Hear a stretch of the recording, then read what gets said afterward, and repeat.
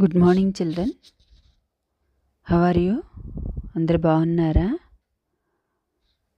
గత తరగతి వరకు మనము శిల్పి పాఠంలో 5 పద్యాలు వాటికి సంబంధించినటువంటి విషయాల గురించి తెలుసుకున్నాము.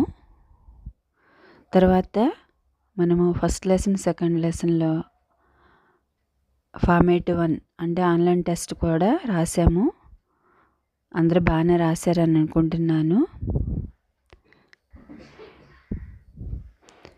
ఇప్పుడు జరగబోతున్నటువంటి తరగతిలో మనము 6వ పద్యాన్ని గురించి తెలుసుకుందాం.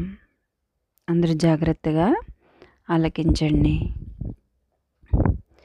తల ఎత్తెదన్ గద నీదు చాతురి యజంత గహ్వర శ్రేణి కేవల పాషాణములందు జీవకళ నిల్పజాలు నీ సుత్తలో మొలుచున్ మానవ విగ్రహంబులు మహాపుణ్యుండవయ్యా హరియుత్తులు నీ బొమ్మల చెంత ముగ్ధగతి నందెన్ శిల్పి కంఠీరవా.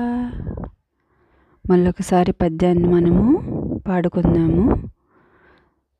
తల ఎత్తెదన్ గద నీదు చాతుర్యహంత యజంత గహ్వర శ్రేణి గేవల పాషాణములందు జీవకళ నిల్పజాలు నీ సుత్తులో మొల్చు మానవ విగ్రహంబులు మహాపుణ్యుండవయ్యా హరియుత్తులు నీ బొమ్మల చెంత ముగ్ధగతి నందెన్ శిల్పి కంఠీరవా.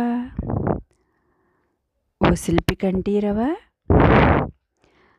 తల ఎత్తి చూసిన అంత గర్వంతో ఉన్నటువంటి నీ చేతి నుంచి తయారైనటువంటి మానవ విగ్రహాలు, అజంత గుహలలో నీ నైపుణ్యం చేత తయారైనటువంటి మానవ విగ్రహాలు, శిల్పాలు నిన్ను తల ఎత్తుకునేలాగా చేశాయి కదయ్యా. నువ్వెంత పుణ్యాత్ముడవు. అజంత గుహలో మనం వెళ్ళి చూసినప్పుడు, ఆ చిత్రాలను చూసినప్పుడు మనం ఎంతో ఆహ్లాదాన్ని పొందుతాము.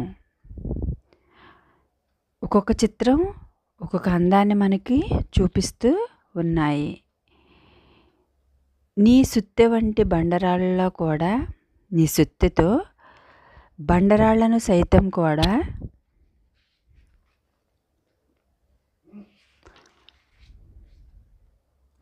జీవకళను నిలిపేలాగా చేశావు. నీ చేతిలో ఉన్నటువంటి సుత్తె ఉలిని పట్టుకుని జీవం లేనటువంటి బండరాళ్లను, కొండలను, ఇంకా అదేవిధంగా ఎందుకు పనికిరానటువంటి ఎన్నో రాళ్లను కూడా జీవకళ, వాటికి జీవం పోసి ప్రాణం పోసి మనిషి నిలబడితే ఏ విధంగా ఉంటుందో ఆ విధంగా నువ్వు వాటిని తయారు చేసావయ్యా. నీ నైపుణ్యం ఎంతో గొప్పది. నీ సుత్తులో నుంచి మానవ విగ్రహాలు పుడతాయి. నీ సుత్తులో నుంచి మానవ విగ్రహాలు మనుషులు నిలబడితే లేకపోతే వేరే పనులు చేసినప్పుడు ఏ విధంగా ఉంటాయో అలాంటి గొప్పవైనటువంటి విగ్రహాలు తయారు చేసావయ్యా. నీవు శిల్పుల్లో శ్రేష్టమైన వాడా. నువ్వు పుణ్యమూర్తివయ్యా. నువ్వు ఎంతో పుణ్యాన్ని కట్టుకున్నావు. అలాంటి పుణ్యం ఇతరులెవరూ చేయలేనటువంటి పుణ్యాన్ని నువ్వు సంపాదించుకున్నావు ఓ శిల్పి. అలాగే ఈ బండరాళ్ళ నుంచి ఎన్నో రకాల సింహాలను, వాటి తలను, రకరకాలైనటువంటి సింహాల యొక్క ఆకారాలను నీవు తయారు చేసావు.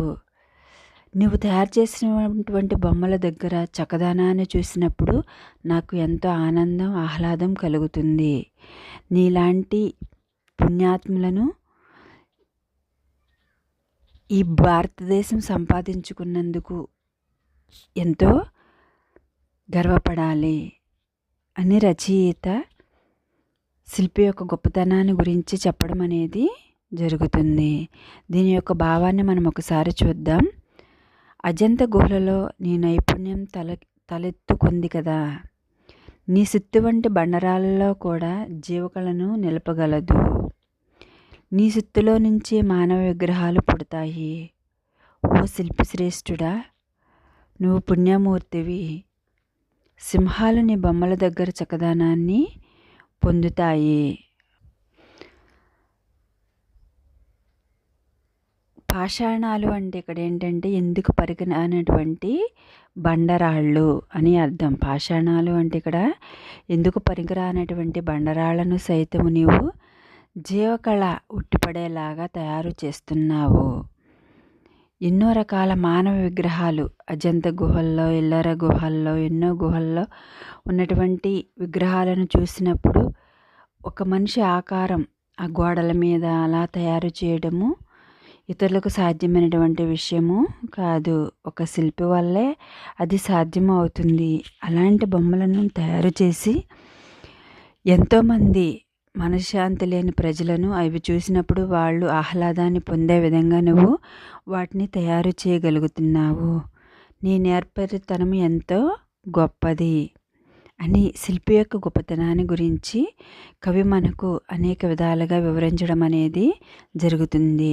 అతని చేతిలో సైతము సున్నితంగా ఉన్నటువంటి అతని చేతితో ఆ సుత్తిని పట్టుకుని బండరాళ్లను సైతము ఒక ఆకారంగా తీసుకురావడం అనేది శిల్పి యొక్క గొప్పతనం.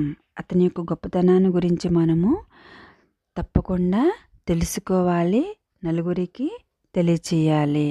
చిల్డ్రన్, మనము 6వ పద్యాన్ని గురించి నేర్చుకున్నాం కదా. ఈ పద్యాన్ని అందరూ జాగ్రత్తగా చదివి దాని గురించి నేర్చుకుంటారని అనుకుంటున్నాను. తర్వాత జరగబోయేటువంటి తరగతిలో తర్వాత పద్యాన్ని గురించి మనము నేర్చుకుందాము. ఇప్పటి వరకు మనము మొత్తము 6 పద్యాలు శిల్పి పాఠంలో నేర్చుకోవడం అనేది 5 పాఠాలు నేర్చుకున్నాము. ఇప్పుడు 6వ పాఠం నేర్చుకోబోతున్నాము. తర్వాత నేపథ్యం గురించి, శిల్పి యొక్క గొప్పతనాన్ని గురించి, కవి పరిచయం గురించి మనము నేర్చుకున్నాము. అందరూ శ్రద్ధగా ఆలకిస్తారని అనుకుంటున్నాను. ధన్యవాదములు.